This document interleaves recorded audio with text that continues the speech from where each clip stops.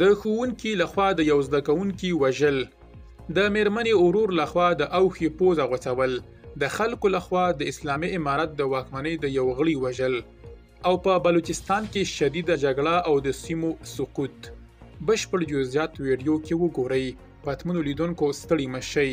د خیبر پښتونخوا د خیبر ولسوالۍ د جمرود سیمې اړوند د یو دولتي ښوونځي ښوونکي د اتحاد په نوم د 5م ټولګي زده کوونکی سخت ډبولی او دغه 10 کلن ماشوم په روغتون کې د سختو ټپونو له امله ساه ورکړې ده. بلوچ وسلوالو د بلوچستان په سوراب ښار کې د پاکستاني لیویز ځواکونو پولیسو او دولتي بانک نیولو ویډیو خپره کړې ده.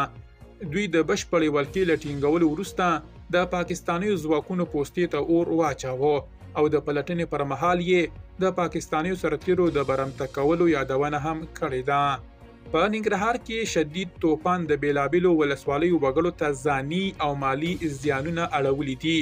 د بېسودو ولسوالۍ له مقام خان کلي څخه د قربانیانو انځورونه خپاره شوي او کلیوال وایي د دیوال د چپه کېدو په پیښه کې یو کس مړ او یو ماشوم ټپي شوی دی. د نامعلومه کسانو لخوا د عبدالقادر په نوم د اسلامي امارت د واکمنۍ یو غړی په بادغیس کې وژل شوی دی. د نوموړې واکمنۍ په یو امنیتي ډلګۍ کې د هغه د جسد انځور خپور او ویل شوي چې یاد کس په مزار شریف کې په قلی اردو کې دنده درلوده. د پکتیا په زورمت ولسوالۍ کې یو کس له خپل اوښي د خور له میړه څخه پوزه پرې کړې ده.